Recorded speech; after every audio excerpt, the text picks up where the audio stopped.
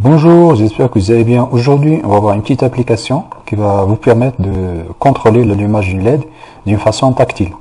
Donc le contrôle tactile, ça peut être donc l'achat, ça peut être une LED, ça peut être une lampe, ça peut être la mise en marche, la mise en arrêt d'un moteur, etc. Donc durant ce projet-là, donc on va apprendre une technique qui va vous permettre de contrôler une charge tutoriel. Donc en utilisant un capteur tactile. Donc en effet, donc il n'y a pas de capteur. Donc l'astuce sera d'exploiter la fonctionnalité des entrées analogiques. Donc lorsqu'on a une entrée analogique qui est en l'air, ou bien qui est branchée à travers une résistance, donc nous avons besoin d'une résistance. Donc on va brancher une résistance entre le pin analogique, soit A0, A1, etc. et la masse. Donc on doit utiliser une résistance de l'ordre de 1 kg jusqu'à 100 kg.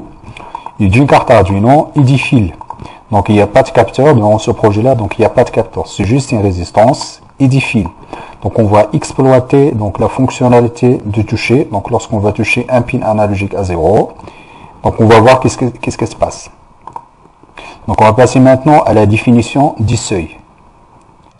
Donc le premier exemple va nous permettre de définir un seuil de déclenchement. Lorsqu'on va toucher un pin analogique à 0 et lorsqu'on ne touche pas le pin, donc il doit y avoir une différence de potentiel. Donc on va commenter cette partie-là du code. Ensuite on va décommenter ici. Donc ici notre exemple. Donc on a juste besoin du port série et la lecture de pin à 0. Donc on va lire le pin à 0, puis on va afficher l'état du pin à 0. Donc il faut bien brancher entre le pin à 0 et la masse une résistance. Ensuite on va tirer un fil du pin à 0. Donc on va compiler notre code. Ensuite on va transférer le programme. Donc on va aller chercher le traceur série. Donc on voit ici, donc j'ai pas touché de pin, donc là le potentiel il est égal à 0, donc la tension est égale à 0. Donc il faut bien mettre une résistance vers la masse. Si vous ne mettez pas une résistance, il doit y avoir des oscillations. Donc des oscillations souvent du 50 Hz. Donc là on a bien mis une résistance, du coup donc la tension est forcément égale à 0. En revanche, lorsque je touche la carte, donc là je vais toucher le pin à 0. Donc j'ai tiré un fil du pin à 0, donc il doit y avoir des différences de potentiel. Et cette fonctionnalité qu'on va exploiter comme capteur de toucher. Donc il n'y a pas de capteur, c'est juste un fil que j'ai tiré du pin à 0. Donc on voit ici. Voilà, donc je touche le pin. Donc ici notre seuil, donc ici, donc au début j'ai 0, après j'ai une valeur maximale. Donc là j'ai une valeur maximale d'environ 160. Du coup, on va choisir un seuil de l'ordre qui varie entre 120 et 160. Donc à partir de 100, à partir de 100, donc on peut mettre un seuil entre 100 et 180. Donc voilà, donc on va passer à la deuxième partie du projet. Dans cette partie-là, on va contrôler l'allumage du LED en fonction du seuil. Donc là, on va définir un seuil de 100. Ensuite, donc notre lampe est branchée dans le pin 5. Donc on peut utiliser une lampe ou bien une carte à rouler pour par exemple commander une lampe de 220 volts. Donc ensuite là, donc j'ai mon pin à 0. Donc je fais une variable qui va nous permettre de récupérer l'état du pin à 0. Ensuite l'état de la lampe. Donc j'ai initialisé égal à false. Ensuite la condition. Donc on verra tout de suite.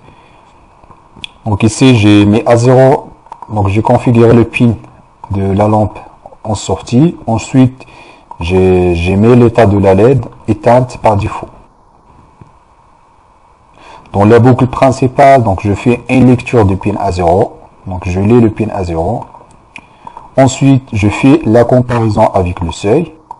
Donc ici, j'ai ma condition logique. Lorsque la valeur à 0 est supérieure à seuil, j'ai 1. Lorsque la valeur à 0 est inférieure à seuil, j'ai 0. Soit j'ai true, soit j'ai false. Du coup, après, en fonction de ma condition, lorsque ma condition est égale à true, c'est-à-dire je dépasse le seuil, donc j'ai une détection de toucher. Donc là, j'inverse l'état de la lampe. Donc l'état de la lampe, par exemple, c'est au début égal à 1, donc je l'éteins. Par exemple, je touche ma lampe, je l'allume, et quand je touche la deuxième fois, je l'éteins, etc. Et j'inverse l'état de la lampe. Ensuite, Si l'état de la lampe est non égal à 0, c'est-à-dire égal à 1, donc j'allume ma lampe, sinon j'éteins la lampe. Donc voilà, donc on va compiler le programme. Puis je transfère le programme. Ensuite, on va observer l'état de la LED. Donc là, je vais faire un test. Donc là, je vais toucher la lampe.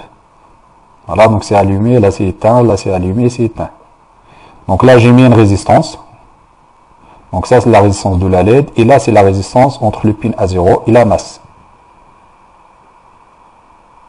Donc c'est juste un fil, donc il n'y a pas de capteur. Donc j'ai pas de capteur, ni capteur ultrason, ni capteur capacitif, c'est juste un pin.